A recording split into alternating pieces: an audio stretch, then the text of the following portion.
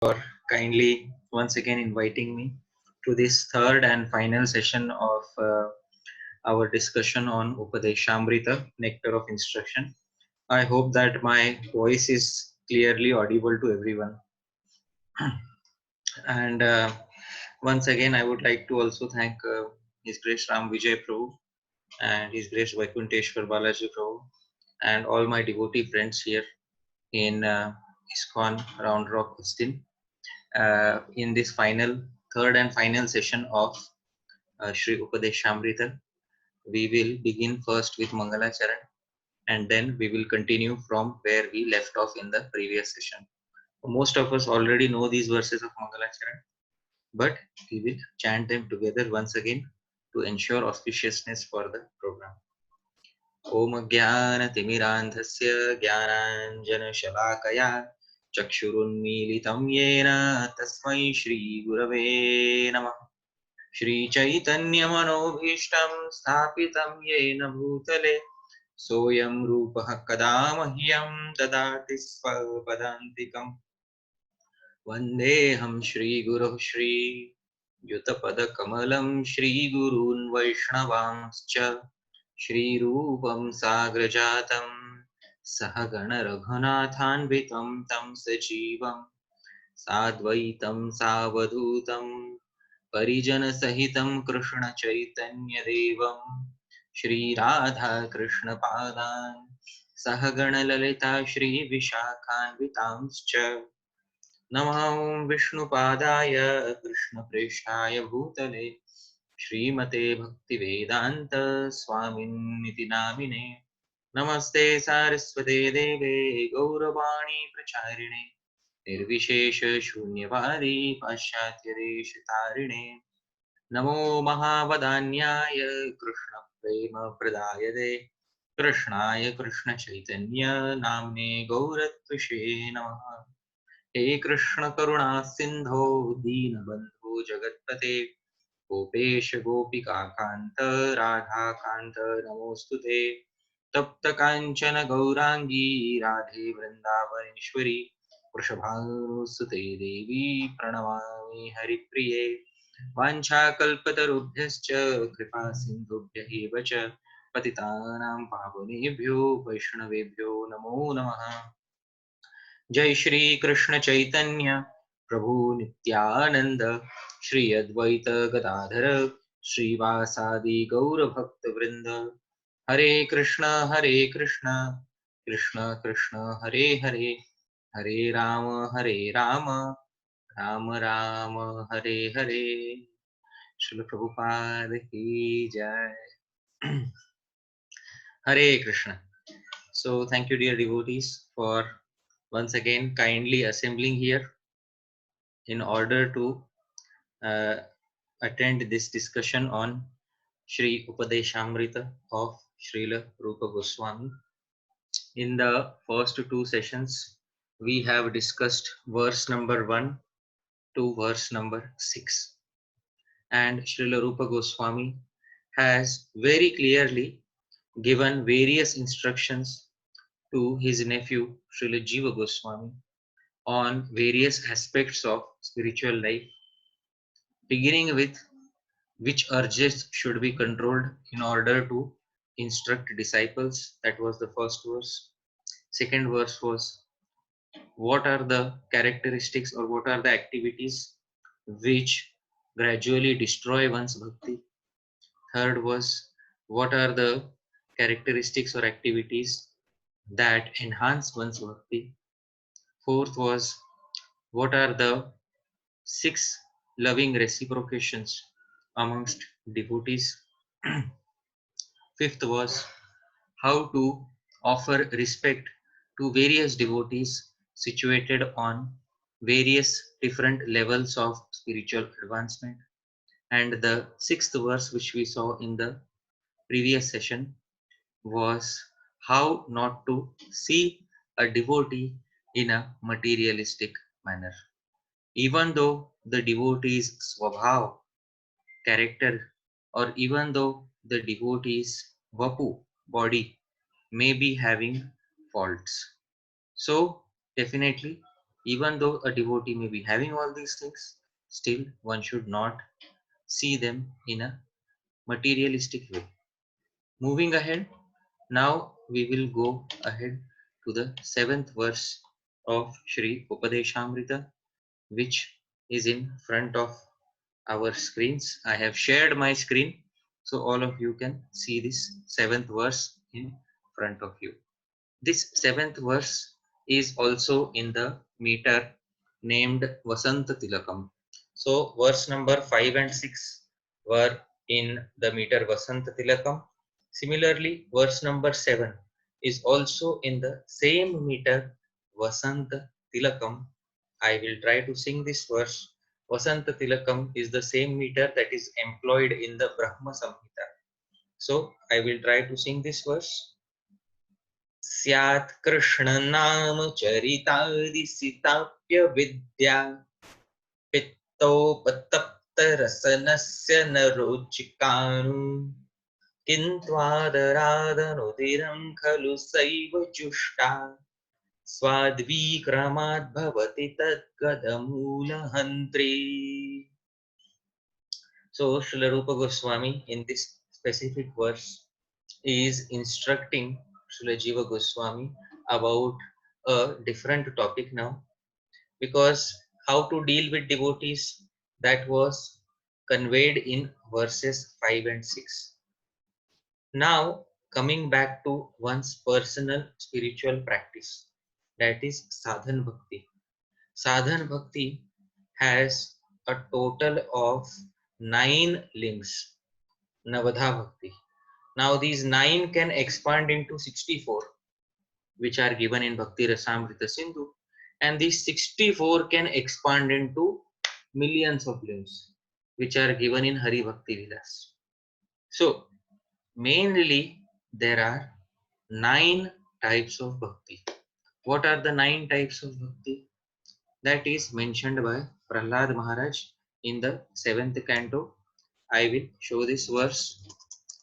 This verse is Shravanam Kirtanam Vishnu Smaranam Padasevanam Archanam Vandanam Dasyam Sakhyam Atma Nivedanam. So this is Srimad Bhagavatam 7.5.23.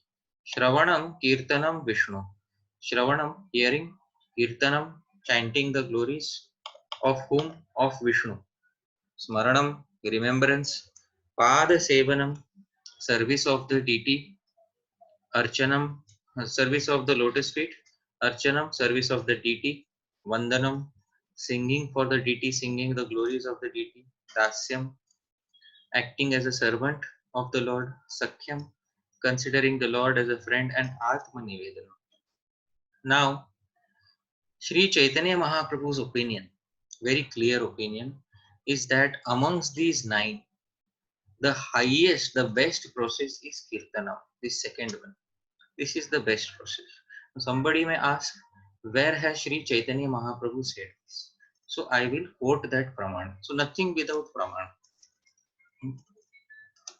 So there is a verse in Chaitanya Charitamrita Antya 4.70. It says, Bhajanera Madhye Shrestha Navavidha Bhakti. Amongst all types of Krishna Bhakti, the best is Navavidha Bhakti. 9 types of Bhakti which we just saw. Krishna Prema, Krishna Dite. So Krishna, it will bestow Krishna Prem, it will bestow Krishna himself. Dhare Mahashakti. So these 9 processes individually also, any one of them has Mahashakti. It has immense capability to give Krishna Prem as well as to give Krishna. This is what Prabhupada says. Amongst the ways of executing devotional service, 9 prescribed methods are the best. For these processes have great potency to deliver Krishna as well as Krishna Prem, ecstatic love for him. The next immediate verse, he says, Chaitanya Mahaprabhu's Tar Madhye Sarva Shrestha Nam Sankirtan. But amongst all these, the best is Nam Sankirtan. Please try to understand. Amongst these 9 processes of bhakti, very clearly in Shastra it is established. Sarva Shrestha Nam Sankirtan. So Srimad Bhagavatam gave a general list of 9 processes with no hierarchy. But Sri Chaitanya Mahaprabhu puts Nam Sankirtan above all other processes in this specific verse of Chaitanya Charitamrita. So we have to understand that Nam Sankirtan is the Sarva Shrestha Vidhi. It is the most important limb of Krishna Bhakti in this age of Kali Yuga. Nir aparadhe naam laile. If one chants offenselessly, Paya Premadhan, he will obtain the wealth of Krishna Prem. Very simple verse. So let's see how Prabhupada translates it. Of the 9 processes of devotional service, the most important is to always chant the holy name of the Lord. If one does so, avoiding the 10 kinds of offenses, one very easily obtains the most valuable love of Godhead. Very simple translation by Srila Prabhupada. Now, an important condition is mentioned here. See here. If one does so, how avoiding the 10 kind of offenses. Now, this in itself is a very tricky situation, that you have to chant the holy names and at the same time we have to avoid the offenses, and these offenses, they immediately lead to a reduction in our taste for chanting Harinam. Immediately, as soon as offenses enter into the scene, our taste for chanting Harinam goes down immensely. Initially, when a devotee starts out on the path of bhakti, that time immense enthusiasm. But then gradually what happens? Due to offenses, the enthusiasm for chanting japa goes down.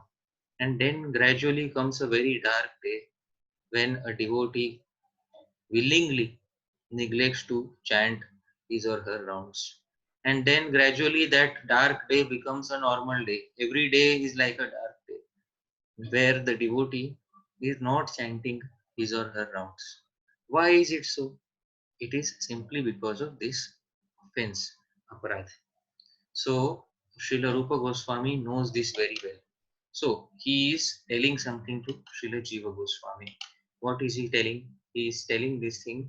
Why is it that Krishna Nam or chanting the names of Krishna does not become tasteful for us? And what to do in order to make Krishna Nam tasteful again?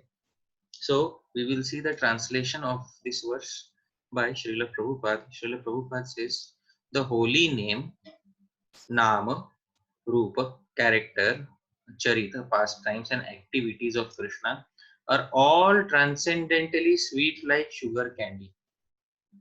They are all sweet like sugar candy. Although the tongue of one afflicted by the jaundice of avidya, ignorance, cannot taste anything sweet, it is wonderful that simply by carefully chanting these sweet names every day, a natural relish awakens within his tongue and his disease is gradually destroyed at the root. A very simple analogy has been given. This analogy is from Ayurveda. So Rupa Goswami's analogy from Ayurveda has been given in this specific verse. What does he say? Syat. It is. What is Krishna Nama Charita Adi? Sita Api. So Krishna's name, Krishna's charitra, Krishna's character, pastimes are Sita. Sita means they are sweet sugar candy. Api, still. Avidya Pikta Upatapta Rasana, Rasanasya. For a rasana, for a tongue, which is Upatapta, which is burning with the pitta, with the jaundice of avidya, of ignorance. Narochikanu, this holy name will not appear very sweet. Kintu, however, what is the solution for jaundice? Because if you keep eating this uh, sugar candy, it traditionally, in order to cure jaundice, they give what is known as sugar cane. In sugar cane, you chew sugar cane, and when you chew sugar cane, that sugar cane appears bitter to a person who is infected with jaundice, and that sugar cane becomes yellowish when he spits it out. But then the remedy is to continuously keep eating that sugar cane. This is the remedy in jaundice that is given. Jaundice is one disease which I have heard that in allopathy there is no specific cure for jaundice. One time I got jaundice in my childhood. At that point of time, my father took me to an Ayurvedic doctor. This Ayurvedic doctor is very famous today. But that time was a very small Vaidya. So in the morning, he said, come early in the morning before sunrise. And he prepared some Ayurvedic medicine by crushing some leaves and jadi buti. And then he uttered some mantra and he put a few drops in both my nostrils. And within half an hour, all the pitta, the yellow colored liquid came out of my nose and I was cured within half an hour. So I am personally a witness to the fact that Ayurveda is something which has some remedies which I could never get from allopathy. So jaundice is one such disease which has no cure in allopathy, only symptomatic treatment. That is what the doctors say. Only symptomatic treatment is available for jaundice. But for Ayurvedic treatment, there are many. One of the treatments is to keep eating sugarcane till the time that the sugarcane no longer remains yellow. So that time the sugarcane again becomes sweet for us. So kintu adarat. However, with respect, anudinam every day, day after day. Khalu certainly sa eva jushta.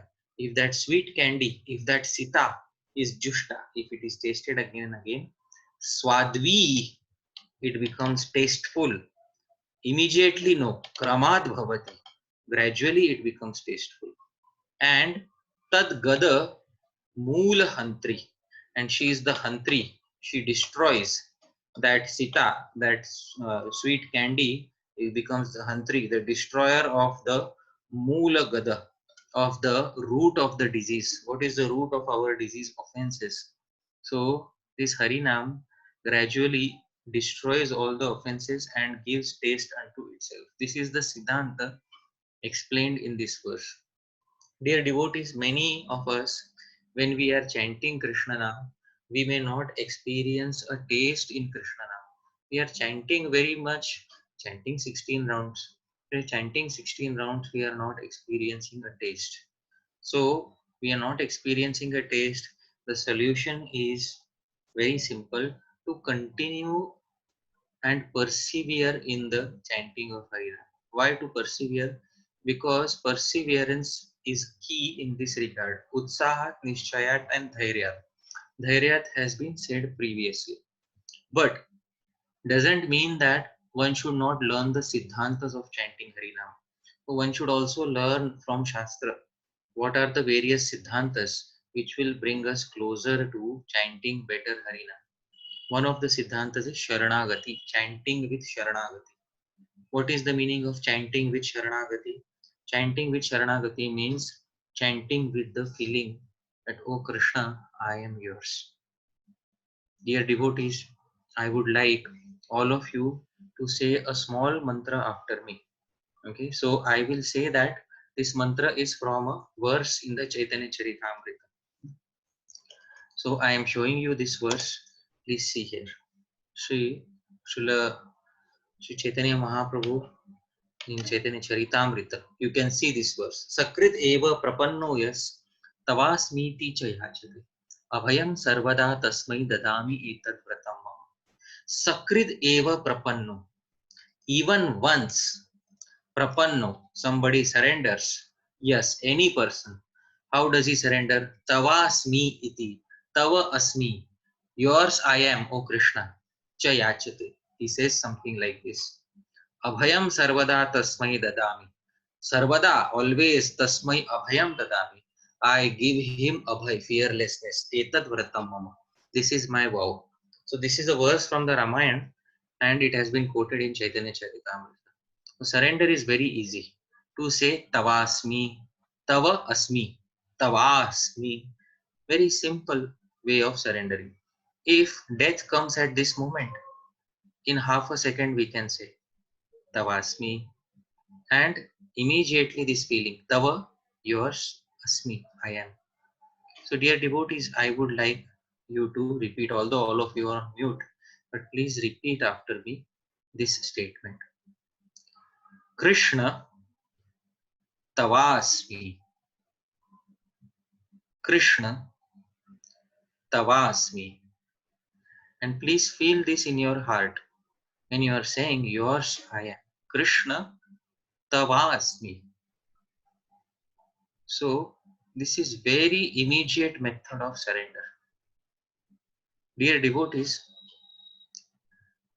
when we are chanting Hare Krishna, at that point of time, we are calling out to Krishna. Hare Krishna, Hare Krishna, Krishna Krishna, Hare Hare, Hare Rama, Hare Rama, Rama Rama, Hare Hare. So every word of the Mahamantra is basically an invocation.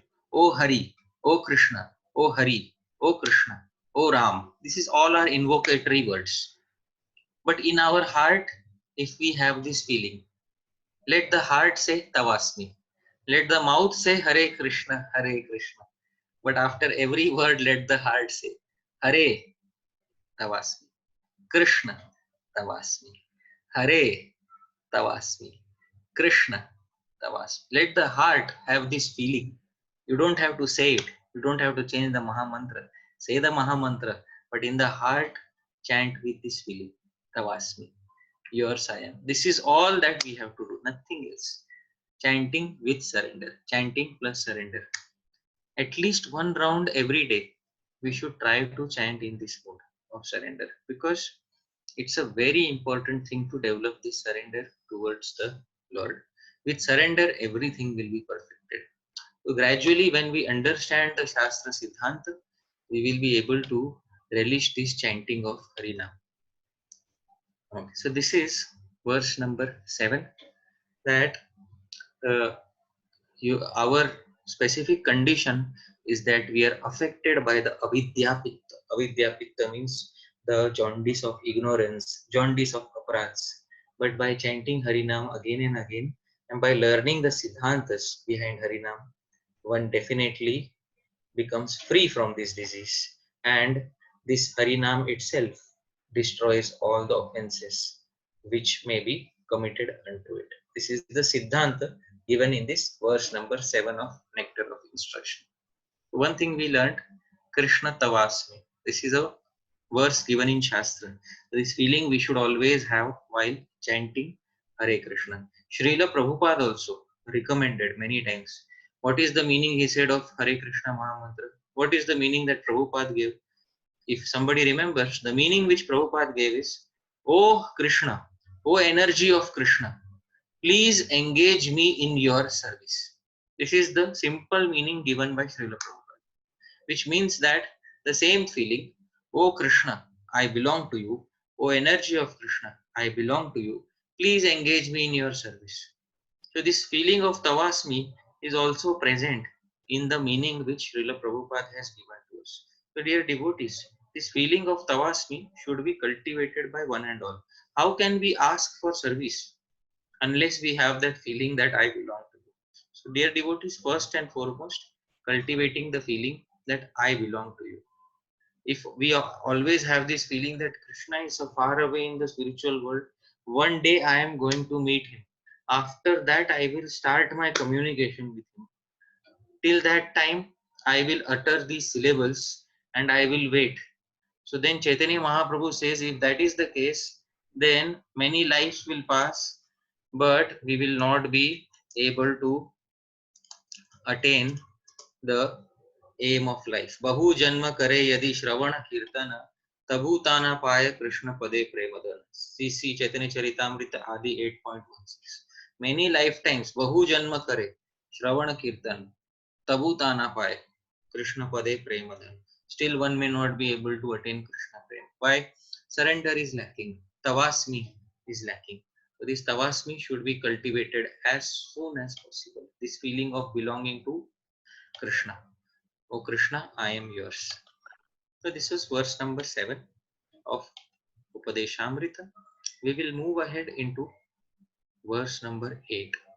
Now somebody may say, okay, Srila Rupa Goswami, very nice. Now please tell us something.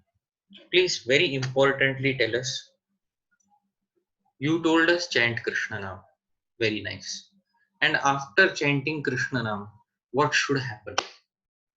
What should chanting of Krishna Nam result in? And ideally, where should we stay physically in order to chant Harinam? So please give us a summary of how we should live our spiritual lives.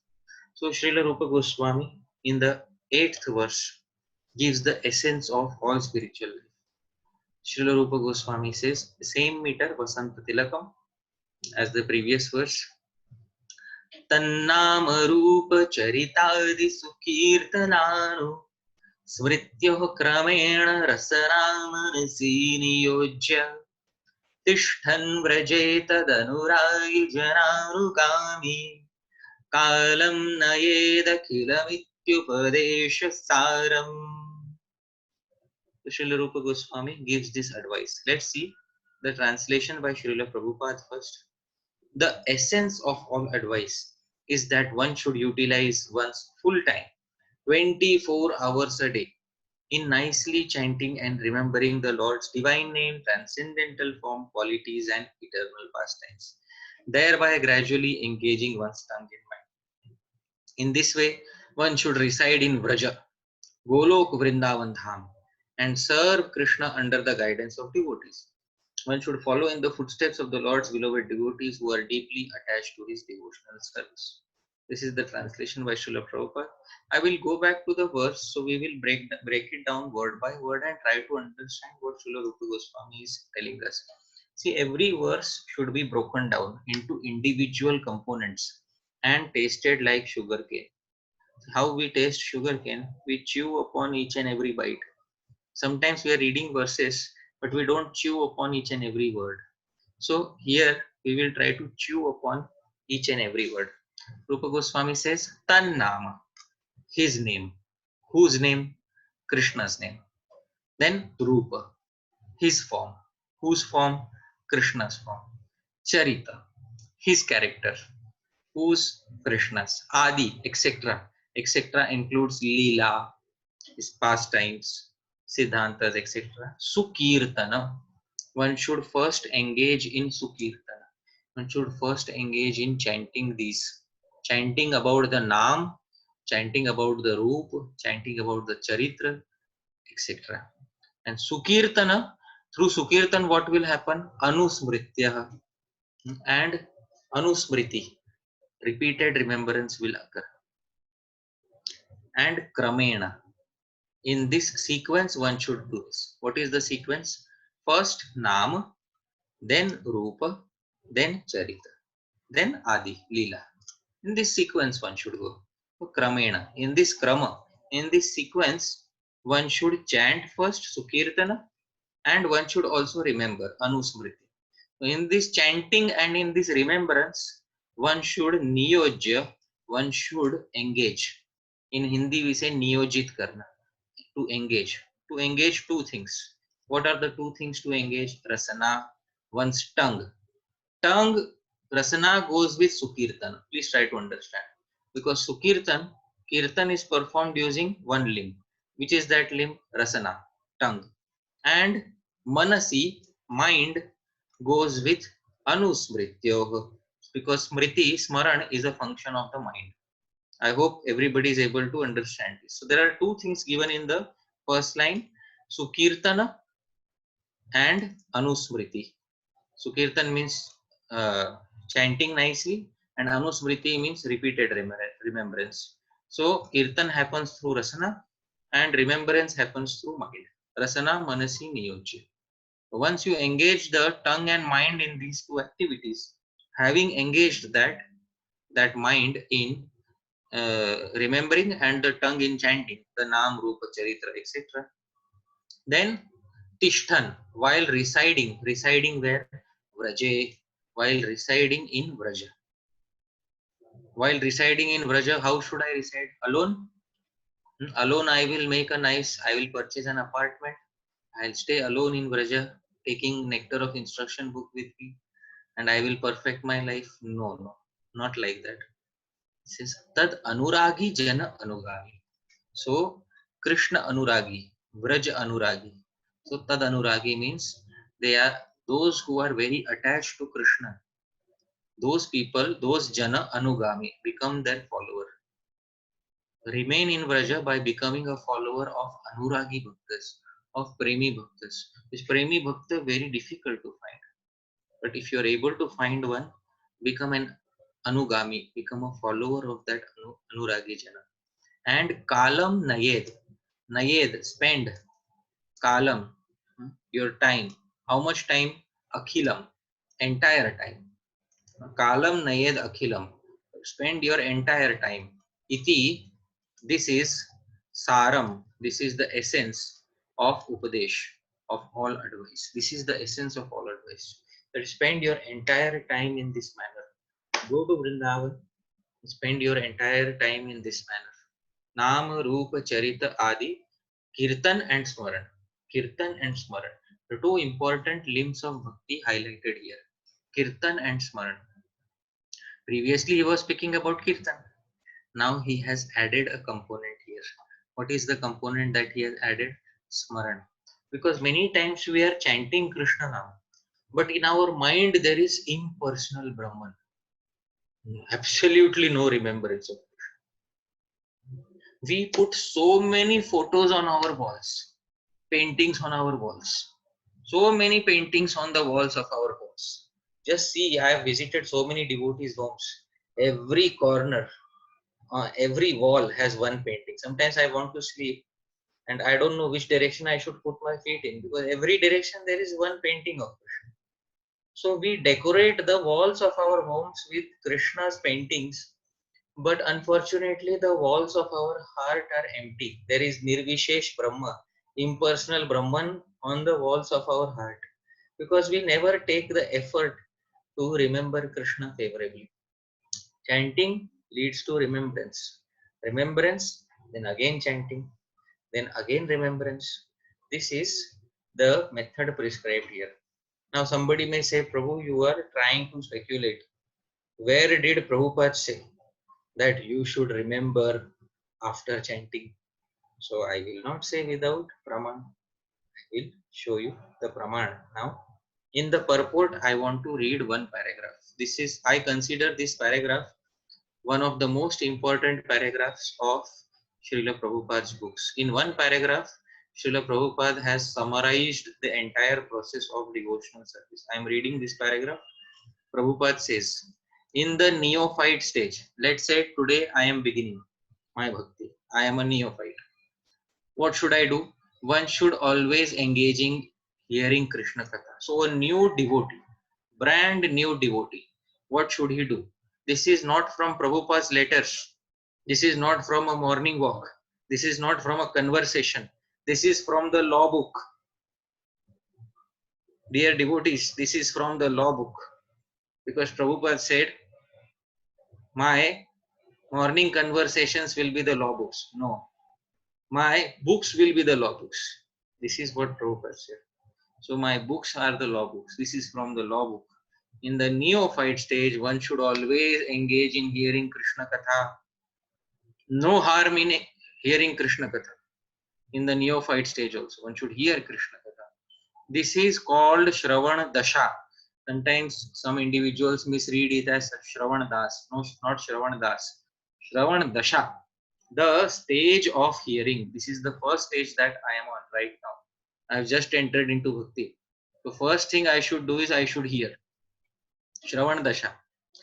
What will happen? By constantly hearing the transcendental holy name of Krishna and hearing of his form, qualities, and pastimes. So somebody may speculate, oh, Prabhupada means to say not Krishna, but hear about other forms of Krishna. No, Prabhupada clarifies. By constantly hearing whose holy name? Krishna. Whose form? Krishna.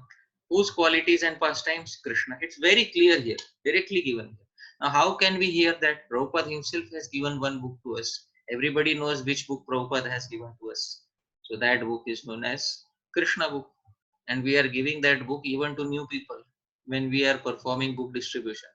So this book should be read by all the devotees every day.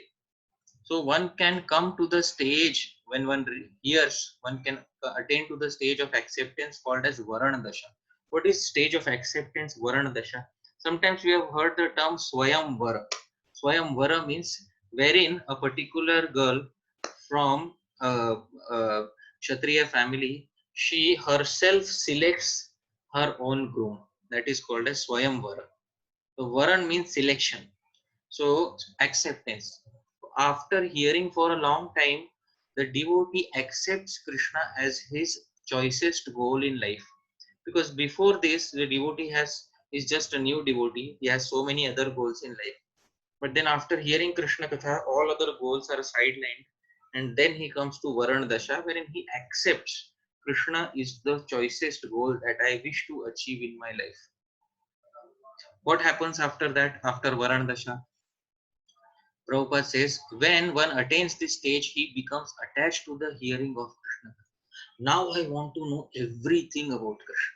Because my aim of life is Krishna. Now I want to know everything. Where did Krishna take birth? Where exactly? In which month? Which day?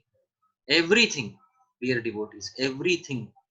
So sometimes we ask devotees, can you speak something about Krishna? And the only thing directly about Krishna, can you speak something? And the only thing many times people say, oh, Krishna is the supreme personality of Godhead. Since 20 years, my car is stuck on this sentence. I have not learned anything new about Krishna. Are describe something else about Krishna. That's it. And he loves Radha and supreme personality of Godhead. If this is our understanding of Krishna as a person, then at the moment of death, Maya will give us a very good slap. Please try to understand this. Maya at the moment of death will create such a situation we are not able to remember him. Why? Because we had no personal attachment to hearing about his name, form, qualities, etc. So we should become attached by hearing again repeated. Then acceptance, Varana Dasha. Then he becomes attached to hearing of Krishna Katha. And all the details about Krishna he wants to know. Dear devotees, love is in the details. Please try to understand. Love is always in the details. Love doesn't mean that, oh yes, I know Krishna. And yeah, he's a good person. He's one of the people in my life. That's all. So this part-time bhakti is not going to work. Even though we are grihastha, some many of us, but we have to be full time. When it comes to understanding Krishna, it is a full time business. Please understand this. Hearing Krishna Katha. So we wants to know everything about Krishna. For example, uh, which day did Krishna appear on? Was it Monday, Tuesday, Wednesday, Thursday, Friday, or Saturday? Which day did Krishna appear? If anybody knows, please type it in the chat window right now. Which day of the week did Krishna appear on? So there is a devotee poet. His name is Hari Suri. I would like to tell you, he says, which day Krishna appeared on. So he gives the Sanskrit names of all the days. Somvar, Som, Mangal, Budh, Guru, Shukra. So these are the names of the days. And he says Krishna appeared on Budhvar. Budhvar is Wednesday. Why? Because Budhvar's grandfather is Som. Som is Monday, moon, and Krishna's grandfather is also moon. I hope you are able to understand. So Krishna selected a day where the grandfather is the moon. Okay, and immediately before Krishna appears, there should be Mangal, all auspiciousness. I hope you are able to understand. And because after Krishna appears, there should both gurus should also appear. That is Dev Guru and Danav Guru Shukra. Both of them should also appear because Jagat Guru has appeared. After him, all the remaining gurus should also appear. So Krishna selected a day accordingly, Budhvar. So before him is Mangal, all auspiciousness, and the day before that, the grandfather day is so moon because Krishna's grandfather is also the moon. So this is, dear devotees, these are Rasik poets. They have told us all the secrets of Krishna Katha.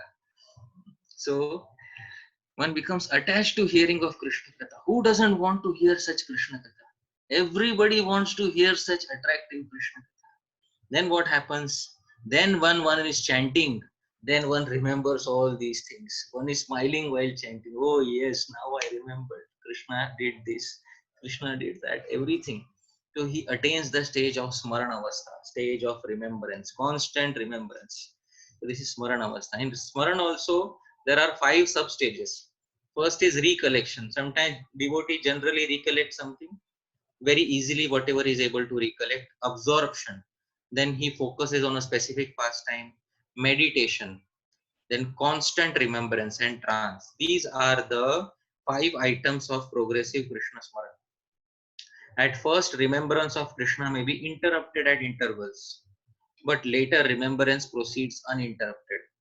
When remembrance becomes uninterrupted, it becomes concentrated and it's called meditation. When meditation expands and becomes constant, it is called anusmriti. By uninterrupted and unceasing anusmriti, one enters into the final stage known as samadhi or trance. Dear devotees, this is the stage that we are supposed to attain before death.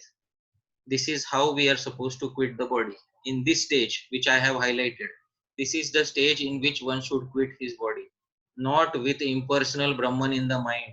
Please, I am with folded hands. Please cultivate Krishna Smaran. If Prabhupada's words are not sufficient to convince us, what else will convince us? Rupa Goswami's words, Prabhupada's words, all the words are here, right here in front of our eyes. So after Smarana Dasha or Samadhi has fully developed, the soul comes to understand his original constitutional position. At that time, he can perfectly and clearly understand his eternal relationship with Krishna. That is called Sampatti Dasha, the final stage perfection of life. See, dear devotees, in one paragraph, Prabhupada began with the neophyte, and by the time the paragraph ended, that neophyte has attained the goal of life. Please try to understand. I consider this paragraph to be one of the most important paragraphs in ISKCON's law books, that is in Prabhupada's books. Please meditate again and again on this one paragraph. So, this is the essence of all advice. Smaran is very important. Krishna has expertly kept the condition of death on Smaran. Expertly, the condition of death. Antakale cha mam eva. What is the next word? Antakale cha mam eva smaran. Krishna could have said japan. Krishna could have said shrinvan. Krishna could have said pashyan. But no, Krishna knows at the time of death, all other senses may stop working. But the heart still remains till the final moment. So Krishna expertly kept the condition of death on Smaran. Dear devotees, please expertly cultivate this Smaran. This is my request to you. This is the essence of all advice in spiritual life. So this was verse number 8.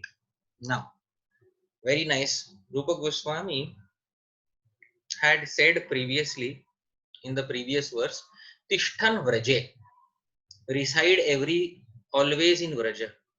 Now it becomes some sort of a irony that a person like me who is residing in Mumbai is saying to everybody residing all around the world that we all should reside in Vraja. It's an irony that everything, all of this is being said live on Zoom. Nobody, neither the speaker nor the listeners are residing in Vraja. So somebody will say, what is the point of giving such lofty instructions if you can't realize those instructions? So I always say this thing. Behind, after lofty instructions are given, some practicality should also be given. So I will give some practicality. Dear devotees, in Bhakti Rasamrita Sindhu, Srila Rupa Goswami has again spoken about residence in Vraja. I am sharing a new screen with all of you. Please see this.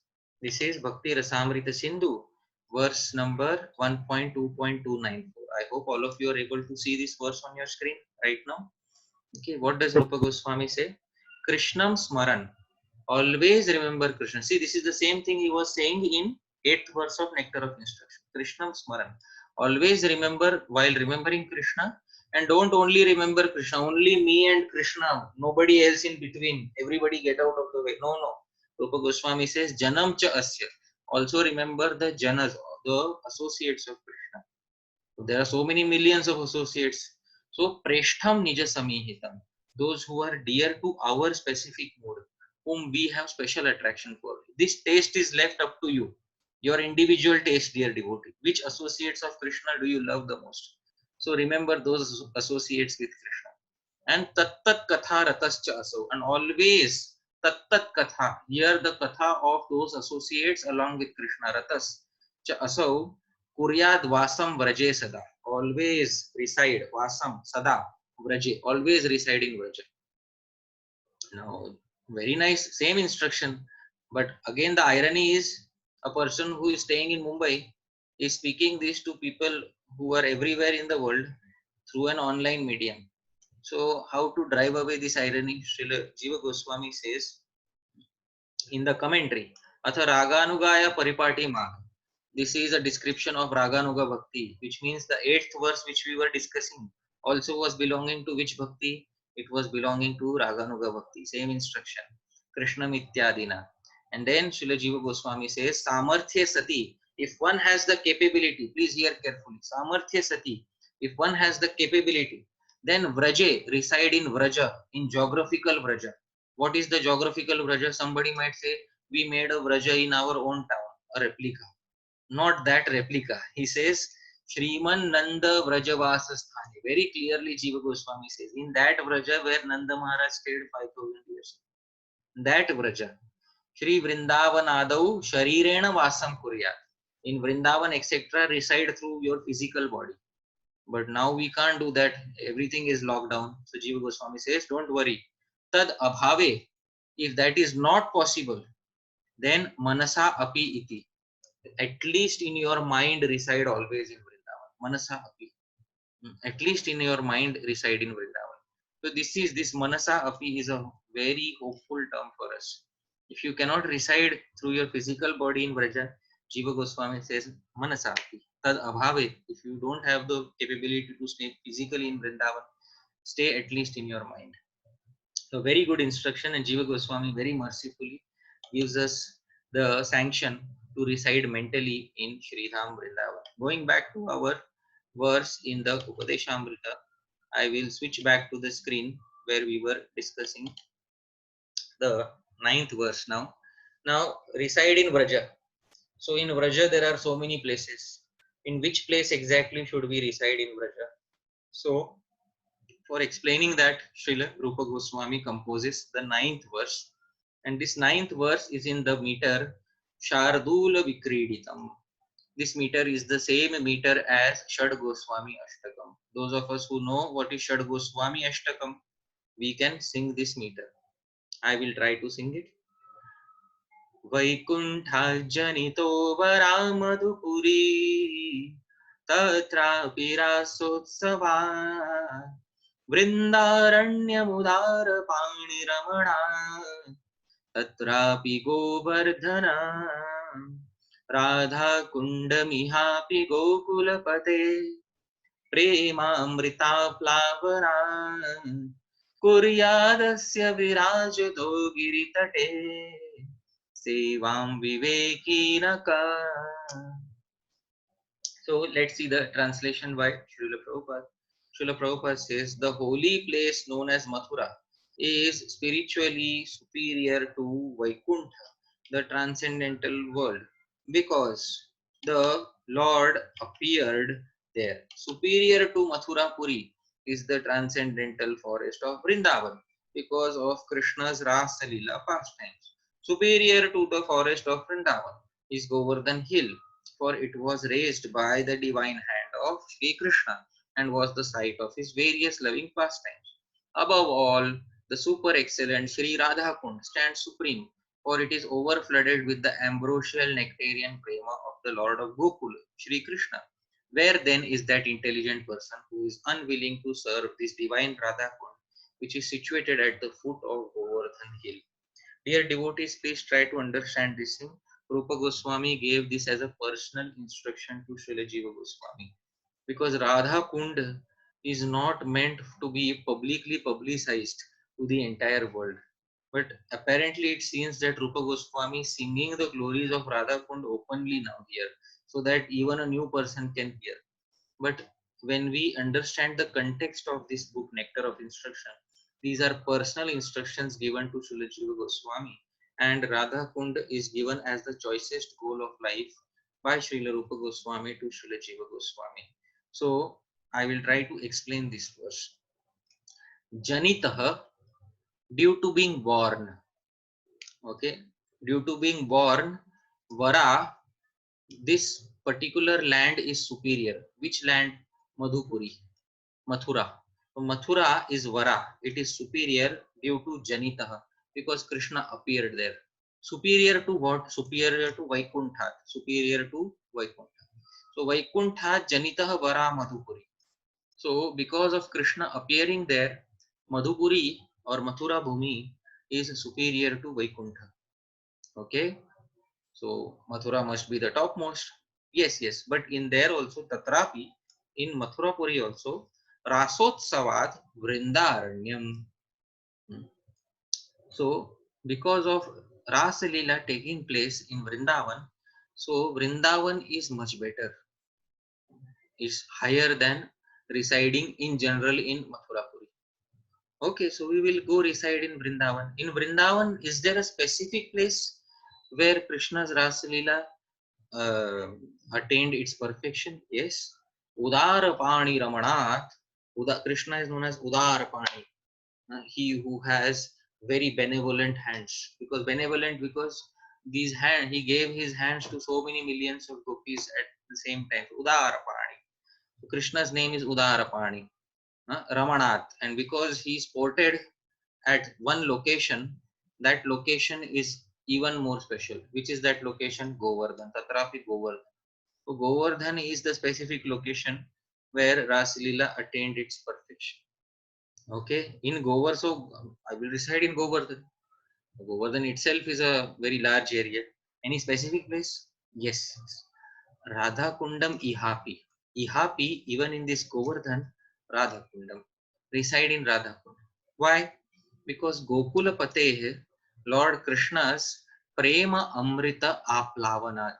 His loving nectar overflowed in this Radha Kund. Okay. So, Kuryadasya Virajatah Giritate Sevam Viveki Naka. Kaha Viveki? Who is that intelligent person?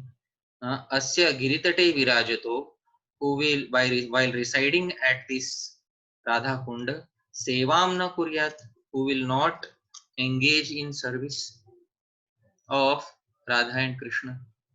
So every intelligent person. This is a rhetorical question. In Sanskrit, this is known as Kaku Vakrokti. Kaku Vakrokti means rhetorical question. Who will not do this seva? Automatically, when everybody will try want to do this seva. So this is called as Kaku Vakrokti, asking a rhetorical question. So, for example, if in a school all students are attending the class, and the teacher suddenly comes and says, tomorrow whosoever attends the class, they will get a big gift of many chocolates. Who will not attend the class tomorrow? Students know what is the answer. They don't need to be told. This is called Kaku Vakrokti, which means asking a rhetorical question. Who will not reside on the banks of Radhakund and engage in seva? They will reside. Seva. Now, how can I render seva on the banks of Radhakund? Dear devotees, we have entered into a very esoteric part of Nectar of Instruction. Suddenly, on the first verse, we were busy avoiding the Vegas in the body, and suddenly we have, we end up on the banks of Radhakund here. So, what is happening? Because these are instructions given to Jiva Goswami, they're very confidential instructions. So, how do we understand what type of seva we should perform? Let's say somebody becomes so advanced in his smaran, somebody becomes so advanced in his japa that they actually go and start residing either mentally or physically in Radha Kunda. And what sort of seva can they render? So if you want to know the answer to this question, it is my duty to specify this also, because it says sevam, is you have to render some seva there. What seva can be rendered? So this answer is given in Bhakti Rasamrita Sindhu. I will show you from Bhakti Rasamrita Sindhu what type of seva has to be rendered. So I will share a new screen. This screen is right now in front of you. All of you can see this new screen. I am showing you this verse which I want to show. Please see here. I just explained this verse. Krishnam Smaran Janam Chasya Tattat Katha Ratasyaso Kuryad Vasam Vraje Sada. And Rupa Goswami immediately says in Bhakti Rasamrita Sindhu, Seva. You have to render Seva there. Which type of Seva? Two types of Seva, dear devotees. Please hear. Sadhaka Rupena, Siddha Rupena Cha. Two types of Seva. As a Sadhaka and as a Siddha. Two types of Seva have to be rendered. Right now, I am a Sadhaka. So I will render seva in which form? That form is called as sadhak rupena. As a sadhak, I will render seva at Radha Kunda. What seva will I render? I will follow in the footsteps of the six Goswamis. I will chant the names of Krishna, and I will always try to remember the pastimes as Rupa Goswami and Srila Prabhupada have specified in 8th verse. This is sadhak rupa seva. Once I attain, in 8th verse purport, I showed one paragraph by Prabhupada.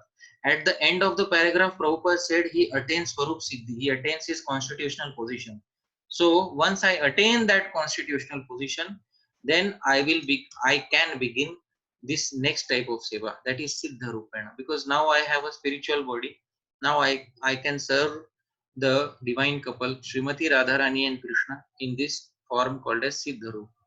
So somebody may say, oh, Prabhu, Siddha Rupa is after death, not in this body. Rupa Goswami cuts that argument by saying, Cha atra hi. Here, right now. Atra hi.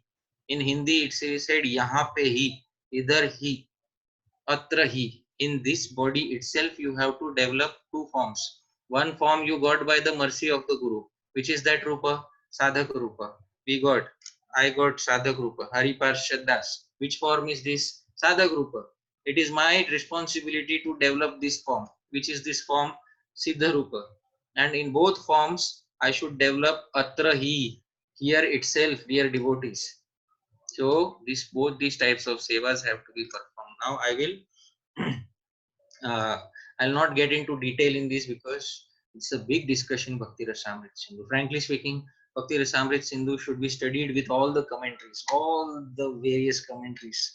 Because Jiva Goswami, see here below, Jiva Goswami says, Sadhaka Rupena means Yatha Avasthita De, in your current body.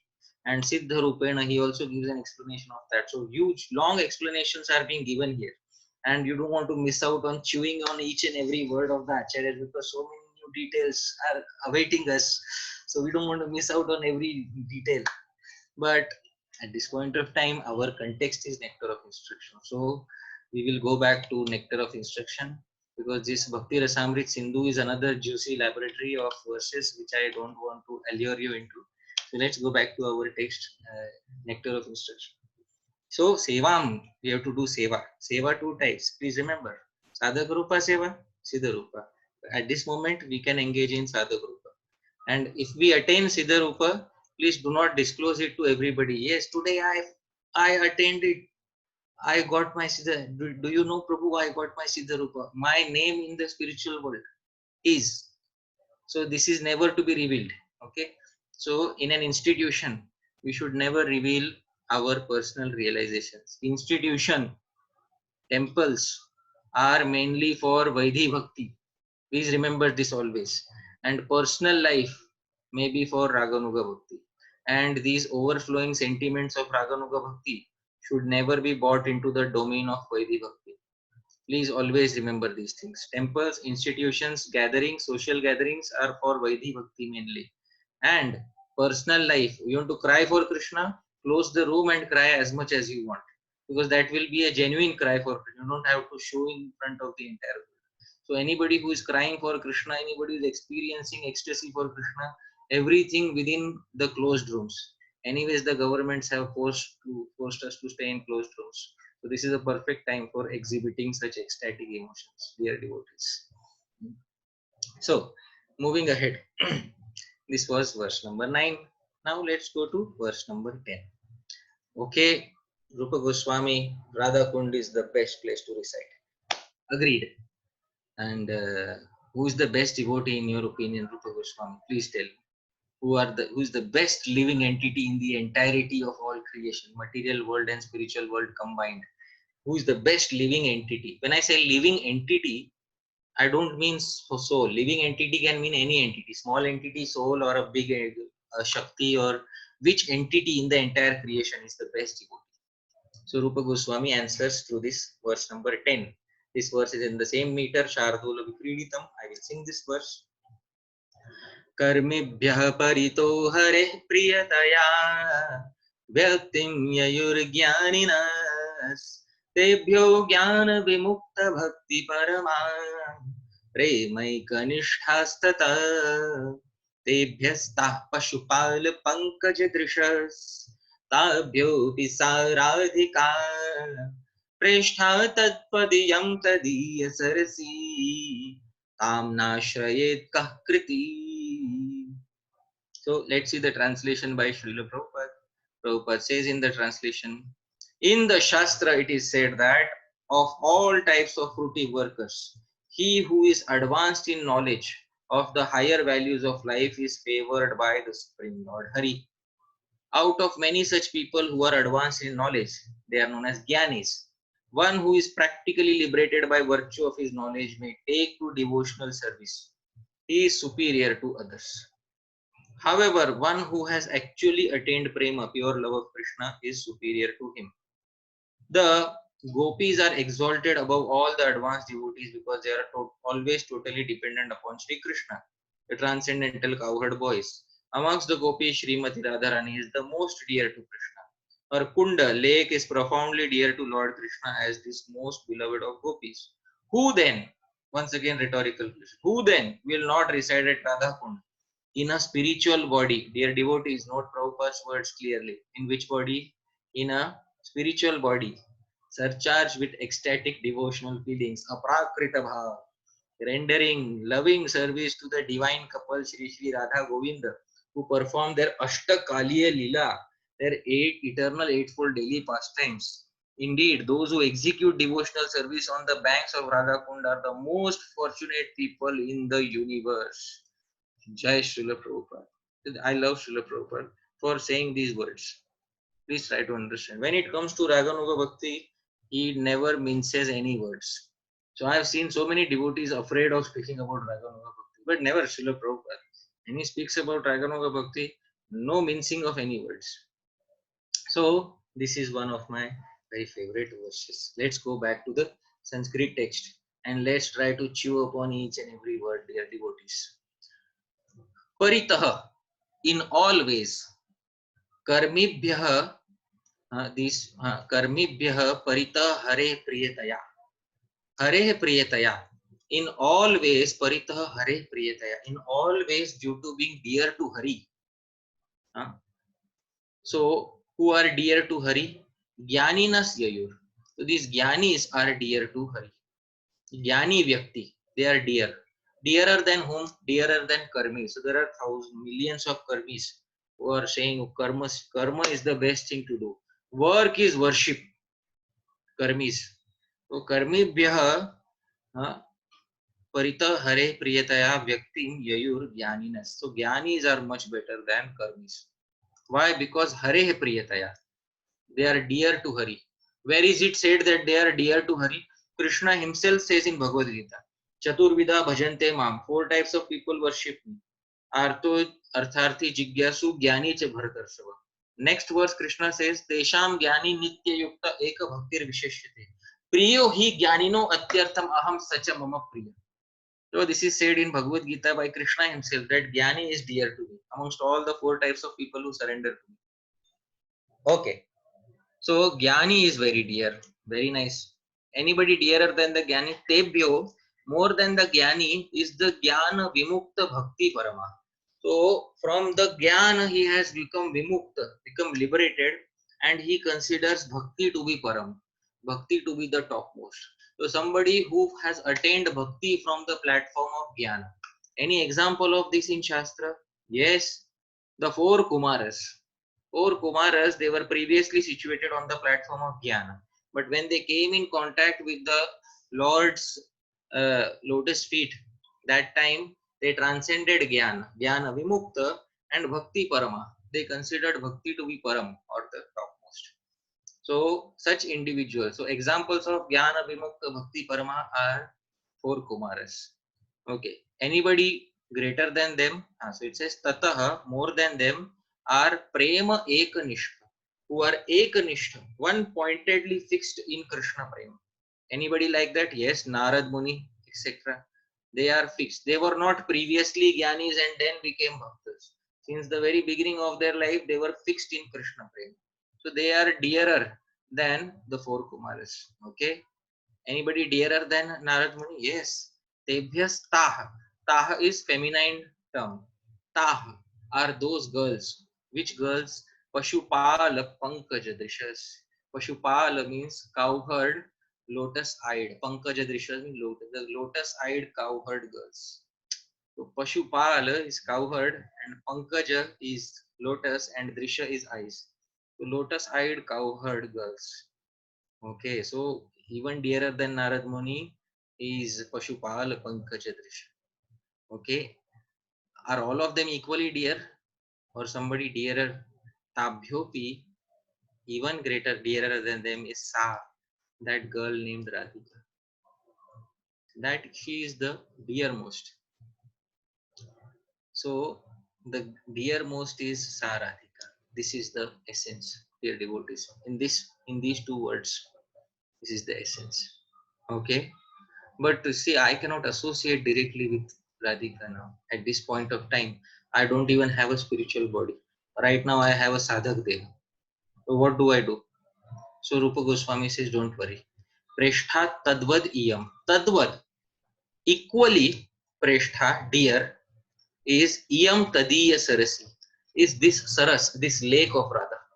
Equally dear to Lord Krishna is this lake of Radha. So you may not associate directly in your sadhaka deha. You cannot associate with Radhika. Cannot associate. All of us, every morning we are chanting Tulsiya and we say, I am Das. Everybody here who is Das. For example, there are many devotees who are Das. We have one devotee in the audience is Sakshi Gaurang Prabhu. His name is Sakshi Gaurang Das. So Sakshi Gaurang Das Prabhu will also say, Seva adhikar diye karo nij dasi. Hare Prabhu, is something wrong? Why are you chanting, in Tulsi Aarti? Sakshi Gaurang Das is chanting, Karo Nij Dasi. Some problem is there, something incorrect. Why are you saying Dasi? Because Das cannot go there in Vilas Kunj. Mora ei Abhilash, Vilas Kunje Diovas. My desire is you give me residence in Vilas Kunj. But in Vilas Kunj, there is no Das. They are all Dasis. Therefore, they say Seva Adhikara de Karo Nij Dasi. So, in order to attain those specific areas in the spiritual world, one cannot go in one sadhaka deha. One has to attain what is known as siddha deha. But in sadhaka deha, there is something tadvad preshtha, which is as dear to the Lord as Radharani. What is that? Which is accessible to the sadhaka? That is Tadiya Sarasi, that lake of Radha. So that lake is accessible even for the sadhaka deha. So tam nashrayet, tam na ashrayet. So not who will not take shelter. Kah kriti. Kriti means intelligent person. Which intelligent person, kah kriti, tam nashrayet, will not take shelter of that lake. Again, rhetorical question. Kaku vakrokti. So Rupa Goswami is doing many kaku vakrokti, many rhetorical questions are being asked here. So every intelligent person, especially is giving this personal instruction to Jiva Goswami. Every intelligent person should try to take shelter of Radha Kund, because there's one difference between Radha Kund and Srimati Radharani. They both have similarities because they're equally dear to Krishna. But one difference is that Srimati Radharani is not accessible to the sadhaka deha. She is only accessible to the siddha deha. whereas Radha Kunda is accessible also to the sadhaka dekha. Therefore, dear sadhakas, all hope is not lost. You can become dear to Krishna by coming in direct contact with Radha Kund, which is as dear to Krishna as Srimati Radharani. This is the essence of the verse, why this verse has been composed here. So, dear devotees, this was verse number 10. This was the penultimate verse. Now we will go to the ultimate verse of Upadeshamrita, which is verse number 11. Let's see what is verse number 11. This is verse number 11 in front of us. This verse is in a different meter. This meter is Manda Kranta. Manda Akranta. She starts out slowly, Manda, and suddenly attacks Akranta. So this meter starts out slow but suddenly becomes fast. Therefore, it is called as Manda Akranta. Many of the meters are named after ladies. So Manda Akranta. She starts out slow, suddenly attacks, suddenly becomes fast. Therefore, this meter is called as Manda Akranta. I will try to recite. See, initially every line will start out slowly. In between, it will suddenly become fast. Please hear carefully. कृष्णस्योच्चैः प्रणयवसति प्रेयसीभ्योऽपि Radha कुण्डं चास्यामुनिभिरभितस्तादृगेव व्यधायि यत्प्रेष्ठैरप्यलमसुलभं किं पुनर्भक्तिभाजां तत्प्रेमेदं सकृदपि सरः स्नातुराविष्करोति. I'll sing little faster. कृष्णस्योच्चैः प्रणयवसति प्रेयसीभ्योऽपि Radha कुण्डं चास्यामुनिभिरभितस्तादृगेव व्यधायि यत्प्रेष्ठैरप्यलमसुलभं किं पुनर्भक्तिभाजां तत्प्रेमेदं सकृदपि सरः स्नातुराविष्करोति. So every line starts out little slow, becomes fast in the middle. Mandakranta. Let's see the translation given by Srila Prabhupada. What is the translation? Of the many objects of favored delight and of all the lovable damsels of Brajabhumi, Srimati Radharani is certainly the most treasured object of Krishna's love. And in every respect, her divine Kunda is described by the great sages as similarly dear to him. Undoubtedly, Radha Kund is very rarely attained even by the great devotees. Therefore, it is even more difficult for ordinary devotees to attain. If one simply bathes once within those holy waters, one's pure love of Krishna is fully aroused. So I'll try to explain the verse by going back to the Sanskrit. Dear devotees, Radha Kund was previously glorified in the previous verse. Again, coming back to Radha, why Rupa Goswami are you again glorifying Radha Kund? So in Sanskrit, this is called as Sthuna Nikhanana Nyaya. The logic of hammering a nail. For example, I have a wall behind me. So I put a nail to the wall and I strike it with a hammer only once. Is it sufficient or should I strike more number of times? Please tell me. So I should strike more number of times. This is called as Sthuna Nikhananya. A Siddhanta is told once, but to fix that Siddhanta in the heart of the disciple, the Guru speaks the Siddhanta differently and brings the disciple again to the same conclusion. So this is called as hammering the nail again and again so that the Siddhanta becomes fixed in the life of the devotee. So Rupa Goswami is again saying this thing.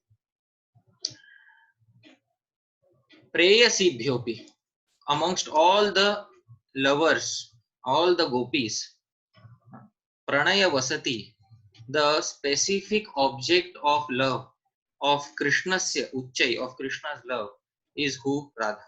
Radha is the specific entity whom Krishna loves even more than all the gopis. So this we learned in the previous verse.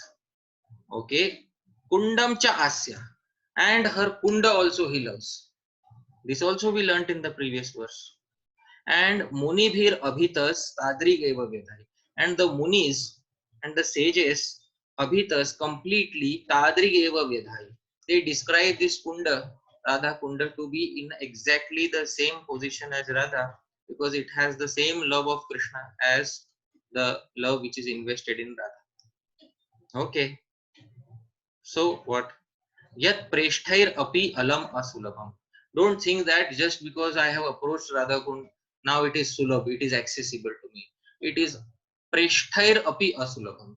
Preshtair means even to the great loving devotees also like Uddhava, Narad, etc. It is asulabham, not easy to attain. Why? It's not easy to attain because they do not have access to these pastimes in the spiritual world.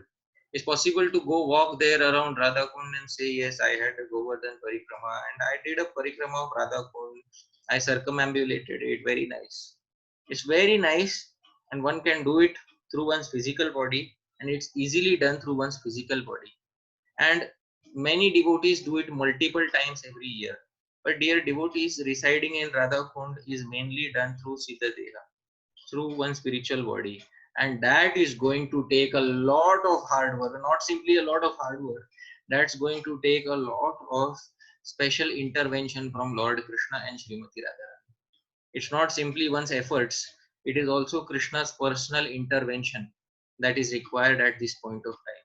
So even Preshthai, even very dear devotees who have attained the mercy like Uddhav, Narad, etc.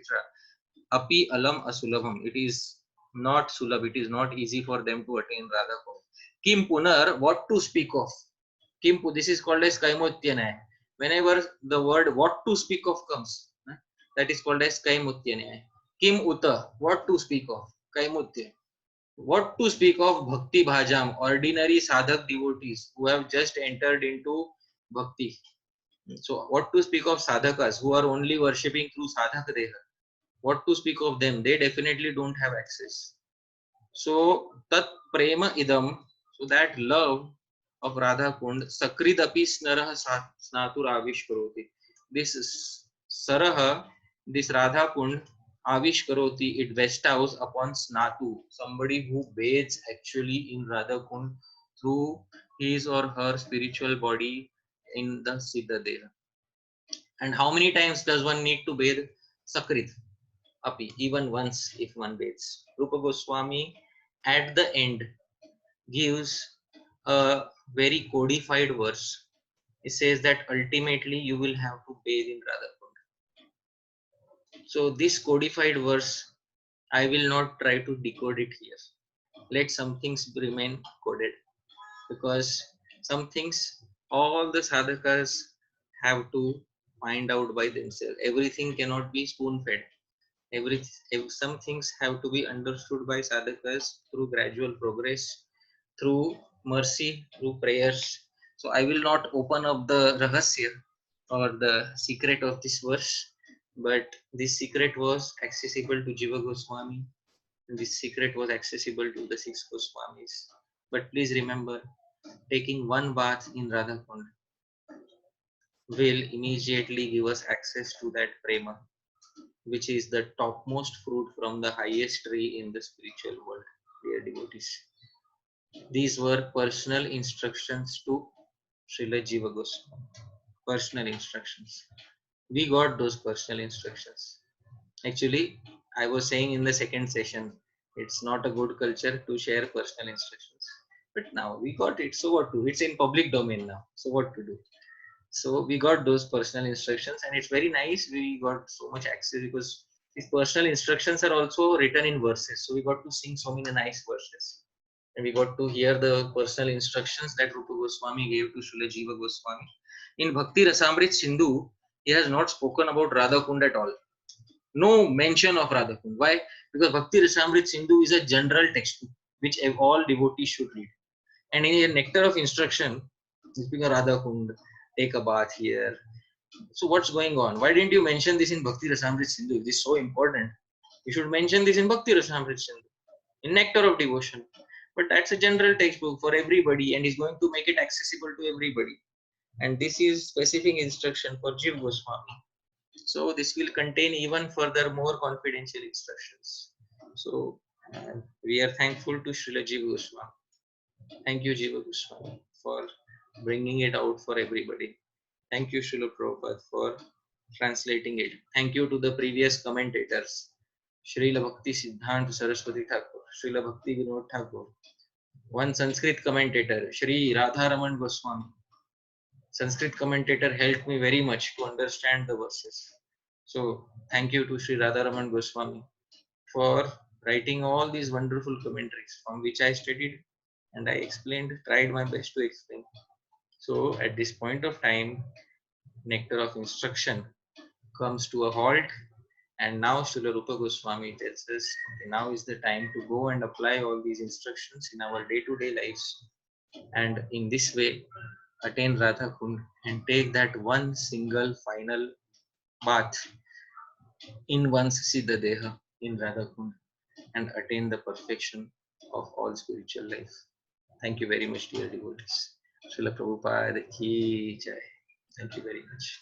Hare Krishna. Thank you so much, Hari Parshad Prabhu, for taking us on this wonderful journey from Friday, Saturday, and today, of course, in just helping us dive deeper into this wonderful nectarian book of Nectar of Instruction. His Holiness Hanuman Prikshak Maharaj once said in a class that this is 11 minutes with a genius.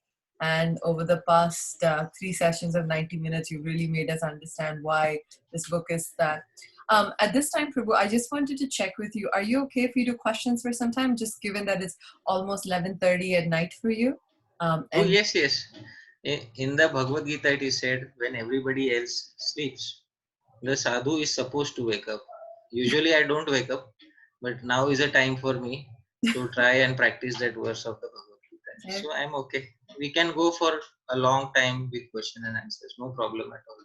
Jai, thank you so much, Prabhu. I know there's some devotees posted questions on the chat. Again, we request everyone to please put your questions on the chat. Prabhu, there was one question that came a little earlier. I just want to make sure you're seeing it came quite a bit early. I think the question was from Krishna Dasari, Prabhu. Could you please explain? Could you please help explaining Sambandha, Abhidaya, and Prayojana? Okay. Could you please help explaining Sambandha, Abhidheya, and Prayojana? Actually, these three terms are used mainly by authors of textbooks. So when somebody writes a book, so somebody is writing a book about a specific subject matter. So let's say I am writing a book about Lord Krishna. So my readers are going to read this book. So what is the relationship between the readers and the object which is being described? That is Sambandha. So Sambandha means what is the relationship between the two entities, the audience and the object of description. That is Sambandha. Abhideya means how is the composition going to help the reader attain this Sambandha. Pramod Gokhale search. So how is the composition going to help the reader in attaining this Sambandha, that is Abhideya? What is the process of attaining the Sambandha? And Prayojan is what is to be done after the goal is attained, after the Sambandha is attained. What after the goal is, what is the goal to be attained after the establishment of Sambandha? So these are very simple. They are classically used in the connection of writing a textbook or a commentary, and then they have been extended into spiritual life also. The first usage that I saw of Sambandha, Abhideya and Prayojan was in my childhood. I was being taught Ishopanishad with the commentary of Adi Shankaracharya. Sorry, I grew up in a Mayavadi Gurukul, so I was being taught Ishopanishad with the commentary of Adi Shankaracharya. In the commentary of Adi Shankaracharya, in the invocation verse of Ishopanishad, he mentioned Sambandha, Abhideya and Prayojan. This is the first time I heard these terms, and then these were explained to me in the context of a textbook. And in our spiritual life, Sambandha, Abhideya and Prayojan, same concept. Sambandha means what is our relationship with our desired goal of life, Krishna, that is Sambandha. Bhakti is the Abhideya. Bhakti means what is the process of attaining our Sambandha, that is Abhideya. And what is the Prayojan, what is the goal to be attained after performing Bhakti, that is Krishna Prem is the Prayojan. So this is Sambandha, Abhideya and Prayojan in the context of the Gaudiya Vaishnava philosophy. Okay, the first question. Second, from Vaikuntheshwar Balaji Prabhu. Hare Krishna Prabhu. In the purport to text 8, there are three names mentioned: Chitrak, Patrak, Raktak. Who are these dasyas? So they are mentioned as das. They are mentioned as servants of Krishna. They are servants of Krishna who stay in Nanda Bhavan. They stay at Nanda Maharaj's palace, and they are specifically appointed servants of Krishna. So they are Krishna's personal servants, not Nanda Maharaj's. They also serve Nanda Maharaj, but their specific duty is to serve Krishna. From Radhika Mataji. Hare Krishna Prabhu. All glories to Guru. Could you please give some practical tips to wake up early at Mangal Aarti? Like you are sleeping late, but you still wake up. See, in my case, I have a child, so my case is different. So the child is my alarm. Otherwise, if the child is not there, then I belong to the same general category, to the same lowest common denominator. I am also a member of the same lowest common denominator group. So, but still, I will tell you a trick how to wake up early in the morning. There are two things. First is um, today's world forces us to go late into the night because you don't want to miss working at night, and because so many things can be done at night, and people think, oh, it's a very productive time. But the best thing is to sleep by 9 o'clock, 9:30. If it's possible to put the children to rest at that time and go to sleep at 9 o'clock, then it's very nice. Follow the cycle of nature. When the sun goes to sleep, at that time we should go to sleep. It's very simple thing. And so that is the best way to wake up at Mangalarti. The best way to wake up early for Mangalarti is to get your required quota of sleep. Sleep nicely, but for that sleep early. That is possible, then you will easily wake up for Mangalarti. Otherwise, like me, then the child will wake you up, and then throughout the day you may feel a little, dizzy. Oh my goodness, I need another sleep during the day. So that may happen, and gradually sleep will be reduced when bhava bhakti is attained, because one of the symptoms of bhava bhakti is a person gives all his time to Krishna consciousness, doesn't waste time, right? One of the symptoms that one is approaching bhava bhakti. So avyartha kalatvam, this is one of the symptoms of bhava bhakti. Gradually you will feel so excited, you will say sleep is a waste of time. When that happens naturally, that's a very good stage to attain, but let it happen naturally. Haridas Varya Prabhu. Thank you very much. Uh, may Lord Krishna bless you with good health and thank you, Prabhu.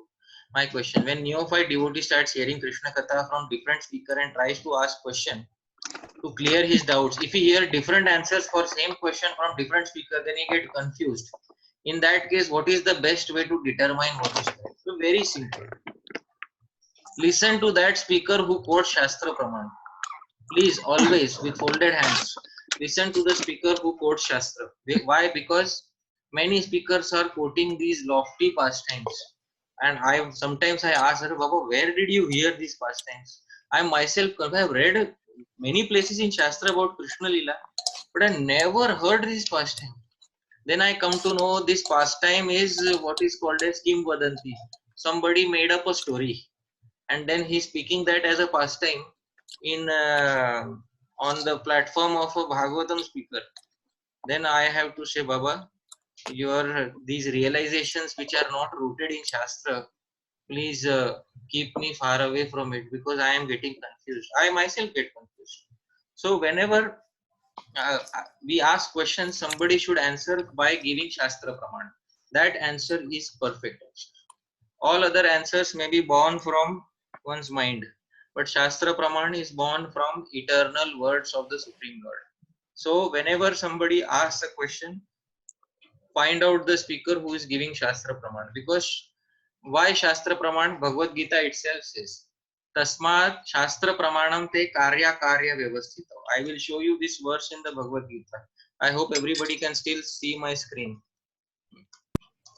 Yes, This is Prabhu. Bhagavad Gita 16.24. Tasmat Shastra Pramanam te karya karya vyavasthita. See, I am giving the importance of Shastra Praman through Shastra Praman. Circular logic. Tasmat Shastra Pramanam te karya karya vyavasthita. So Krishna is saying, see here in the translation, one should therefore understand what should be done and what should not be done by the regulations of the scriptures. So what is to be explained, what is not to be explained, everything from Shastra, karya, akarya, what should be done, what should not be done. Shastra Praman. For everything one should quote Shastra Praman. And a speaker who quotes Shastra Praman, that speaker is very nice. So you don't have to get confused. Thank you. That is the answer to your question. Thank you very much, Prabhu. Thank you. Ashwin Prabhu. My understanding is that in many other Gaudiya lineages, Siddha Swarup is revealed by Guru at initiation. Is this the case? how do we understand this practice versus the process given by Srila Prabhupada and Srila Bhaktisiddhanta Saraswati Thakur Prabhu? Yes, sometimes this there is one paddhati which is which you have mentioned the name. It is called as Siddha Swarup. So this pranali is given at the time of initiation, and many previous great acharyas like Narottam Das Thakur and even at one point of time Srila Bhakti Vinod Thakur, they were initiated into this pranali. But please try to understand, all the previous devotees in the Bhagavatam were never initiated into this.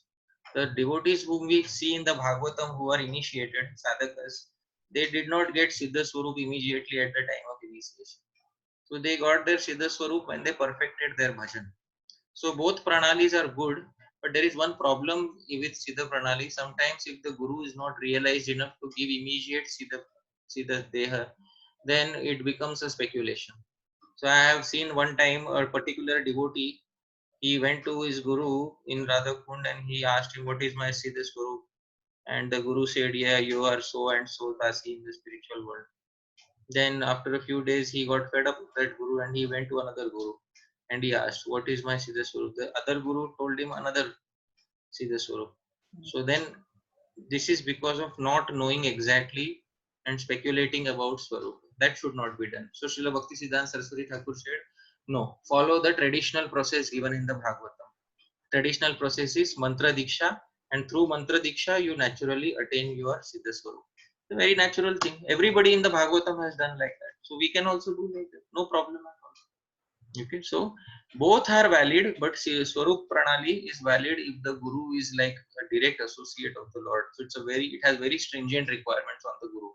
So that is a very difficult process, but the easier process is the standard mantra diksha that Srila Bhaktisiddhanta Saraswati Thakur has given.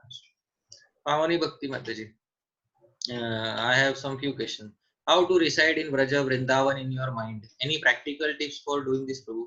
What activities to be done daily to get this mind? Very simple. DT worship is like residing in Vrindavan in mind. Every day you are performing DT worship.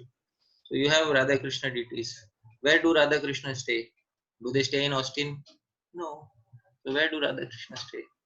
They stay in Vrindavan. I hope you understand my indication. So while performing DT worship, it's a very perfect time to remind oneself that one should perform all seva in Vrindavan. This is DT worship is one very good way of staying in the mind in Vrindavan. And Japa also. Regarding the difference between Vaikuntha and Golok Vrindavan, what is the difference between them? Verse 9 does not talk about Golok Vrindavan. What could be the thought process? Between Vaikuntha and Golok Vrindavan, what is the difference? The difference is that Vaikuntha is Aishwarya Bhav, where Aishwarya is predominant. Aishwarya means the feeling of majesty, or the feeling of, Prabhupada calls it awe and reverence, predominates the feeling of sweet love. So that is Aishwarya Bhav is Vaikuntha. Because Vaikuntha you can't put your arms around Lord Vishnu and say, yes, chalo, let's go and play out. That's not possible in Vaikuntha. With Lord Narsimhadev, you can't put your arms around him and say, how was your day? So that is not possible in Vaikuntha. That's possible in Golok Vrindavan. Verse 9 does not talk about Golok Vrindavan. It talks about both Vrindavans because it is speaking about Sadhaka Deha and Siddha Deha. Both Dehas are there. So both Vrindavans are being mentioned here, Bhauma and Vaikuntha and Goloka. What is the meaning of staying in Radhakund with? Who then will not reside Radhakund in spiritual body? What is meant by spiritual body? Does it mean after we die? No, I said Atrahi. I hope everybody saw that verse where Rupa Goswami said Atrahi. Here in this world, we have to try and develop, perfect our spiritual body. In the purport to the 8th verse also, Prabhupada said, then he attains Swarup Siddhi. So Prabhupada never said that he attains after death. Here in this life, you have to attain the perfected body. That is what is the meaning of attaining one's perfected body. Okay. So next question. Can you also take systematic study of Nectar of Devotion class during this time? Yes, Prabhu, we are working on that. Okay. So Nectar, it's the actual name is Bhakti Rasamrit Sindhu. the ocean nectar of devotion. There is a term Sindhu there. Sindhu means ocean. So if you want to swim in the ocean, that's a big task, because this is like a small lake. Nectar of instruction, it has only 11 verses, and nectar of devotion has more than 1,000 verses. And when I study, I would like to study with the commentaries, not just a very rudimentary study. But what I have done is, I am trying to do something about 64 limbs of bhakti, that is from nectar of devotion. So I think I've posted 2 sessions. So that link, maybe Ram Vijay Prabhu or Mahasundari Mataji will share with you the links for those two. You can get an indication of what 64 limbs of bhakti in the nectar of devotion are. Okay. Next, Srivas Pandit Prabhu. Many devotees have this question. I have bathed in Radha Kund many times, but yes, let that question remain in the heart. Let it pinch the heart, so that they will go out and explore. So, Thank you, Prabhu. okay, Shri Srikar Prabhu, thank you, Prabhuji. Krishna Chandra Prabhu and Ishan, thank you for wonderful class. My question: these are the confidential instructions given to Srila Jeev Goswami. If so, are we allowed to access those? Put it in other words, did Srila Jeev Goswami pass them to his disciples and they were allowed to pass it further on? The thing is that Srila Jeev Goswami wrote it down, and in his library it was found. So Srila Jeev Goswami wrote down these instructions. It was found in the library at Radha Damodar temple. So there these instructions were found, and there is nothing written there whether these should be shared or not. But then people just started sharing it, and it became public domain. Thank you very much for the class. Thank you, Prabhu. If it's not too much trouble, is there a way to reach you via email or WhatsApp? In this, we have further questions. Yes, you can. If there is any query, you can send to Mahasundari Mataji, and she can forward it to me. There are, or I'm also there on Facebook. You can try sending a message. But these days I'm overloaded with messages, really overloaded. I'll try my best, but in case if I'm not able to reply, please forgive me, because so many messages and so much seva to do. So please forgive me. Lalita Madhvi Mataji, next question. Thank you for the amazing explanation. Thank you, Mataji. I have a question about bathing in Radha Kund. You mentioned that one should take bath in their spiritual body, and Prabhupada says in the translation that one can attain pure love of Krishna if one bathes in the holy waters of Radha Kund. I may have missed your explanation. Can you please explain the difference? If one gets a spiritual body, uh, but after getting a spiritual body, one should also have a specific taste of love of Srimati Radharani and Krishna. That specific taste is attained by taking bath in one's spiritual body in Radha Kund. So that is the meaning of taking bath in Radha Kund. But I said that last verse I did not elaborate much, because I don't want to get into the details of this. It's a general audience, and I'm speaking this to a general audience. And these are actually, these instructions themselves are very specific instructions to a private instructions to a disciple given to Jeev Goswami. So I don't want to make it further esoteric by speaking more in depth about it. But once one gets a spiritual body, the final attainment of love of Radha and Krishna is by bathing at Radha Kund using one's Siddha Deha spiritual body. So that is the explanation which I gave. Oh, Ekuteshwar Balaji Prabhu, thank you. We look forward to your association. I also look forward to your association. Okay, Anand Kishore Prabhu. Thank you, Prabhu. There are following questions. Why are 3 verses for Radha Kund? Yes. You told that is logic of hammering a nail, but why 3 in 11 verses when starting with Vaidhi Bhakti? It seems that Rupa Goswami is putting so much emphasis on it. Of course, he has to put emphasis on Raganuga Bhakti. You know why? It's a very good reason why Raganuga Bhakti should be emphasized. It should be emphasized because without Raganuga Bhakti, nobody can attain Vrindavan. Please hear carefully. I am repeating. You can keep this and record. Without Raganuga Bhakti, nobody can attain Golok Vrindavan. So, Hare Hari Parshad Das, you made a big statement. Can you support your statement from Shastra? Yes, I would like to do that. So, I hope you would like to see Shastra Pramana for this statement. Yes, Prabhu. So this is, see here, can you see Chaitanya Charitamrita Adi Leela 3.15? Yes. Sakala Jagat More Kare Vidhi Bhakti. This is Krishna's words. Krishnadas Kaviraj Goswami is expressing Krishna's mind. Sakala Jagat More Kare Vidhi Bhakti. Vidhi Bhakti e Vraja Bhav Paite Nahi Shakti. Krishna says something. What is he saying? Sakala Jagat, the entire world, More Kare performs which Bhakti? Vaidhi Bhakti. Entire world, it is so easy to perform Vaidhi Bhakti. Learn all the rules and regulations, wake up in the morning, dress nicely, chant your rounds, be a nice devotee, take prasadam, Vaidhi Bhakti. Everybody can perform. But this Vidhi Bhakti, through this Vidhi Bhakti, Vraja Bhava Paite Nahi Shakti. It doesn't have the capability to make one attain the mood of Shri Vraja. See the translation by Srila Prabhupada. Everywhere in the world, people worship me according to scriptural injunction, regulative principles. But simply by following such regulative principles, one cannot attain the loving sentiments of the devotees in Vrajabhu. See, what an important verse. It's hidden somewhere in Chaitanya Charitamrita. We are told, follow the rules and regulations and you will go back home, back to God. It's only after reading in detail that we come to know that simply by following the rules you can go to Vaikuntha, but you cannot go to Golok Vrindavan. For Golok Vrindavan you need Raganuga Bhakti.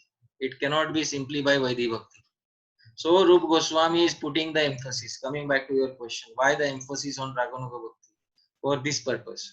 Because Vraja Bhav is only by Raganuga Bhakti, not by Vaidhi Bhakti. And the praman for this is this verse Chaitanya Charitamrita Adi 3.15.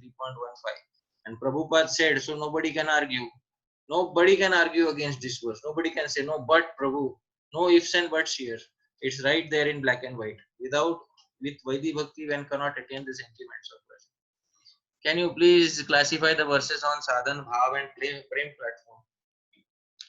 Sadhan, Bhav and Prem. See, first 7 verses are Sadhan. 8th verse is defining the transition between Sadhan and Bhav. And 9th, 10th, 11th are for those who are on the stage of Bhava and Prem. This is from my understanding of the nectar of instruction. From Mani Sukriti, Aparajit Rishabh. Very enlightening, encouraging. Thank you. Many things said during 3 sessions that I personally find extremely relevant. Would need further trips to be disciplined and focused. So personal guidance is needed. So what you should, all of us have Shiksha Gurus. We should approach and get further instructions from them. Rohit Prabhu from Bengaluru. When one has more than one Shiksha Guru over a period of time, it's possible that the neophyte devotee may become attached or inclined to one Shiksha Guru. However, when the other Shiksha Guru suggests to the neophyte devotee that he should not go to the other Shiksha Guru, by conveying in some way or other that his congregation is better than the other congregation, what should the devotee do? Please note that for the neophyte, both congregations are good. Now, this is a management issue and it has come in front of a person who is trying to speak from Shastra. It's a very tricky question. What to do when one Shiksha Guru says, don't go to another Shiksha Guru? So, you can show them one verse. Would you like to show them one verse? You can show one verse to all your Shiksha Gurus. Please note this verse nicely. Srimad Bhagavatam 11.9.31. Nahi ekasmad gurur jnanam sustiram syat supushkalam. These first 2 lines you can memorize and quote immediately. What are the 2 lines saying? See here in the translation. Translation is by the disciples of Prabhupada. Therefore, one may not be able to acquire very firm or complete knowledge from one guru. Please, this is directly in the Bhagavatam. Show this to both the congregations and ask them their opinion. What do they think now? Okay, and then you are intelligent, you can decide. Okay, see, I learned many things from so many gurus. My childhood, my grammar teacher is different. The teacher who taught me how to read Hindi is different. Teacher who taught me how to read English is different. In a common educational institution, to teach different subjects, they have different teachers, or do they have the same teacher? They have different teachers to teach different subjects. Huh? It is common sense. Why can't we cultivate this common sense in our devotional congregation? Very simple thing. It's a common sense that different gurus have different expertise. So it's common sense that a disciple will approach different Shiksha gurus. Never try to break somebody's Shraddha. Never try to break somebody's Shraddha. Where is it said that one should not try to break somebody's Shraddha? That is also said in Shastra. Please see here. Bhagavad Gita. Na buddhi bhedam janayet ajnanam karma sanginam. See here, Krishna says, not to disrupt the mind of ignorant person attached to the fruitive results of prescribed. A learned person should not induce them to soft work. So one should not disrupt. Na buddhi bhedam janayet, the mind. Don't try to disrupt the minds of somebody who is less knowledgeable than us. Krishna is very clearly saying this in Bhagavad Gita. So every congregation and leader should know this. Effective leader is not, oh, don't go to that leader. That is not effective leadership. Effective leadership is, you can go elsewhere, but we will give you something which you may not easily find elsewhere. We will keep you attracted to our congregation. That is our expertise. So that is good leader, effective leadership. Okay. Next. How come Rupa Goswami doesn't speak about Navadvip Dham where Mahaprabhu appeared?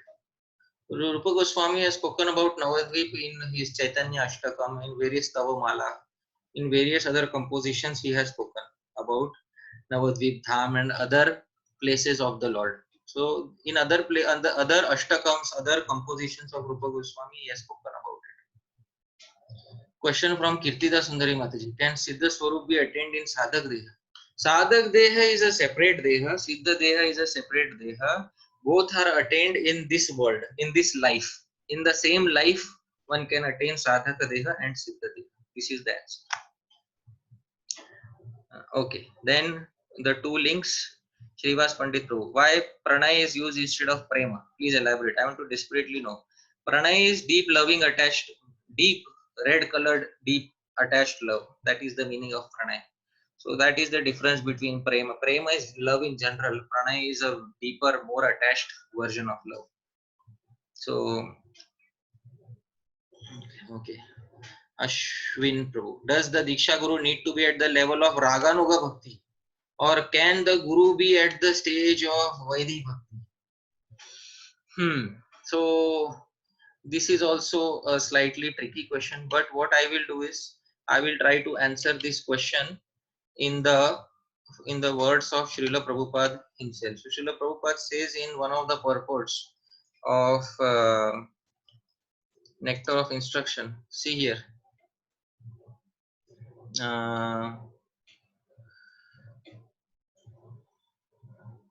yes, in Nectar of Instruction, yes, he says this thing. See here, what does he say? A neophyte, this is verse 5 purport, or Vaishnav situated or intermediate. So neophyte, Kanishth Adhikari or Madhyam Adhikari can also accept disciples. These are Prabhupada's words.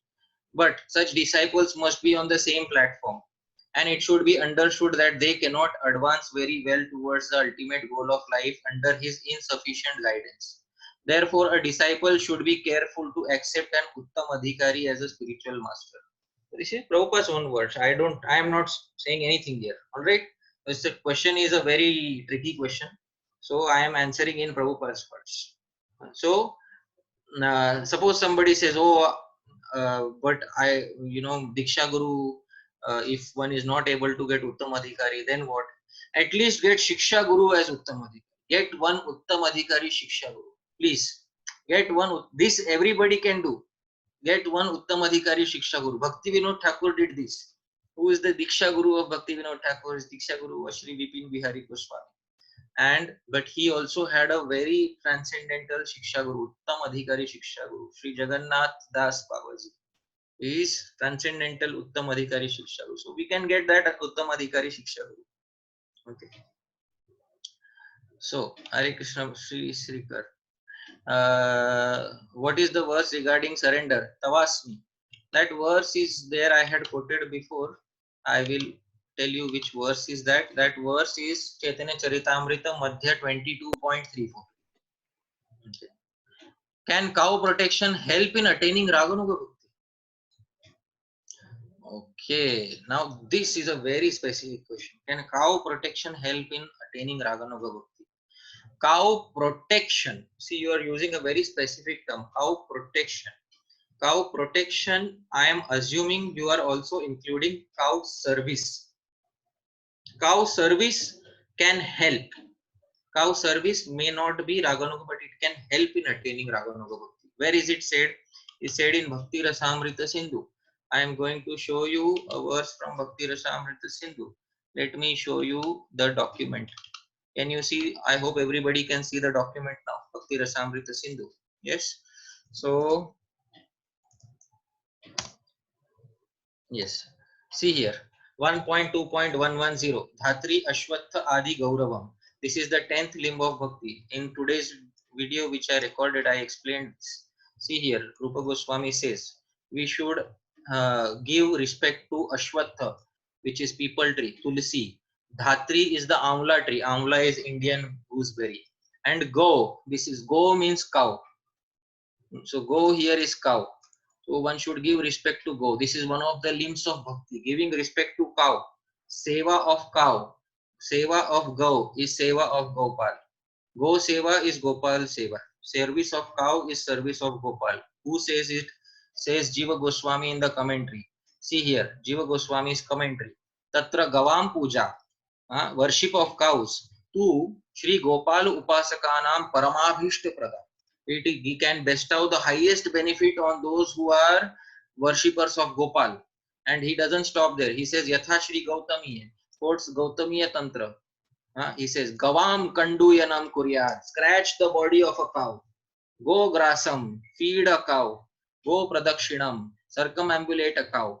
Goshu nityam prasannasu, when cows are always happy, Gopalopi prasidati. Gopal will also become happy. When cows are happy, Gopal will be happy. This is a verse from Gautamiya Tantra quoted by Jiva Goswami in his commentary to Bhakti Rasamrita Sindhu 1.2.110. Please note this. These references are hidden deep in the commentaries, and sometimes we don't know where to locate these references. So once you locate these references, then you have your solution right in front of you. Okay. So cow protection you said, but the specific term is cow seva, go seva, not simply protection. Cow service is the main term here.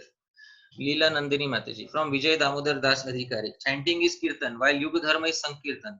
There is no sangha in doing round. So is that really doing Yuga Dharma? Oh, very nice question.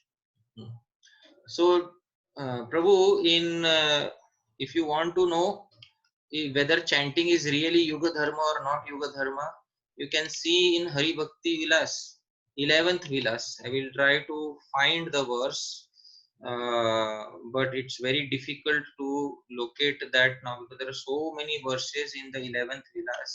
I will still try to find. If I am not able to find, at least I will give you the meaning of this. So I am having the verses with me here, but let me see if I can find that specific verse where it is said. Yes. See, please, I will share the screen with you once again. In Hari Bhakti Vilas, you can see Atha Shriman Nama Japa Mahatmyam. So the commentary of Sanatan Goswami is not given here in this document that I have. In this section, Sanatan Goswami says in the commentary that soft japa, which only oneself can hear, is between Smaran and Kirtan. It is between the stage of Smaran and Kirtan. Loud chanting is Kirtan, and mental chanting, which is known as Manasik Jap, is Smaran. Please, once again, I am repeating. Manasik Jap. There are three types of japa. For those of us who are not aware, one is called as one is called as Vachika. Vachika means loud. One is called as Upamshu. Upamshu means soft, which only one can hear. And third is Mansika, in the mind. So the Vachika, loudest variety of japa, is categorized under Kirtan. And this Upamshu, soft murmuring, which only one can hear oneself, that is between Kirtan and Smaran. And the third one, the final one, Manasik Japa is purely under Smaran. So this is in the commentary, but here in the document the commentary is not typed out. But in this Nam Japa Mahatmya section, if you can find the commentary of Sanatana Goswami, I have uploaded the original document also on archive.org website. You will find the commentary there. I remember reading there that Sanatana Goswami had classified these three types of japa and these three different techniques. So according to the japa that you are doing, so if you are doing loud japa, that is under Kirtan. So that is basically Yugadhari. Thank you, Prabhuji. From Gopal Chandra Das and family. Gopal Chandra Prabhu, thank you for this. Thank you very much. From Krishna Dasari Prabhu, thank you. Okay, that's the end of questions. So I am a Mukta Jeevna. I am liberated now. Jai. Prabhu, we started Sangha with you on Sunday morning and we're finishing it up on Monday morning for you. So thank you again so much, Hari Parshad Prabhu. When you were showing the Shastra Praman, like the way you're doing it, I was thinking to myself that the devotees who made folio way back when, Prabhupada's folio, probably did not know to what extent it will get used as much as you use it. So there is an award for the best use of Google and of folio. I think you deserve it, Prabhu, 100%. Never seen, like, it's so wonderful the way you give us Shastra for everything, and it is just enlightening to see that. It was such a wonderful 3 days for us, and 2 days, almost 3 days for you as well. Spending together and reading Nectar of Instruction. Extremely grateful to you, Prabhu. Thank you so much, and thank you to devotees from everybody from all around the world joining us in this. As part of our Sunday program, we just have a few further announcements, and we will do Nishinga prayers now. But again, Hari Parshad Prabhu, thank you so much. We will definitely be in touch. It seems there's a lot of demand for Nectar of Devotion. And since I already have a poster created and advertised it, I think it was just meant to be. We just have to figure out dates and things like that, giving some transcendental security to Zoom and Facebook Live creators in this way. So thank you so much, Hari Parshad. Thank you. Look forward to the association Thank you, again. Vaikunteshwar Balaji Prabhu. To Austin. Thank you, Sakshi Gorang Prabhu. Thank you, all the Thank you, other Prabhuji. devotees. Thank you. Hare Krishna. Otherwise, Prabhuji can disconnect, right, if it's too late. Yes, Prabhuji, please feel free to disconnect. We're just going to do announcements and Nishinga prayer. Okay. Thank you so much. Hare Krishna. Jai Shri Prabhupada. Hare Krishna, Prabhupada ki jai. Jai. Hare Krishna, Prabhu. Hare Krishna. Hare Krishna. Prabhu. Hare Krishna devotees, thank you so much again for staying around. We'll just quickly go through some announcements and then we'll get ready for Nishinga prayers here. Lots of activities coming up, so I want to make sure we go through them. Again, thank you to all devotees who joined us from around the world today. We again want to thank Hari Parshad Prabhu for the wonderful three-part seminar. The past Thursday, we concluded a 21-day Gita reading challenge. Woohoo! We had over 23 participants every single day, and we covered the entire Bhagavad Gita in 20 days. We'd like to thank Vaman Hari Prabhu for sponsoring the Gita reading, and also Sakshi Gauranga Prabhu and family, and Hara Parshamurthy Prabhu and family for sponsoring Gitas for distribution at the end of our Gita reading challenge. This Friday, we will resume our Bhajan Sandhya. It will start at 7 p.m. Now we're going to change our Bhajan Sandhya. Since we finished reading the Gita, we are going to go do Kirtan at different devotees' houses as requested by a few devotees from this congregation. So if you are interested in doing bhajans, please reach out to Sakshi Gauranga Prabhu. If there are any devotees here who are from out of Austin on this call and would like to join us in our Bhajan Sandhya, please feel free to do so. It will be really nice to have devotees from all around the world participating. Yesterday was Akshaya Tritiya. Akshaya Tritiya is a very auspicious day to do any charity and spiritual work. Hopefully devotees got an opportunity to celebrate Akshaya Tritiya. On behalf of our temple, we really appreciate every devotee who has donated, our monthly donors who helped us keep our temple afloat in this difficult time, and we really appreciate your support here. Lots of programs going to be happening in the next 2 weeks. Please join our WhatsApp group, keep up to date on Facebook. Sorry, I just want to stop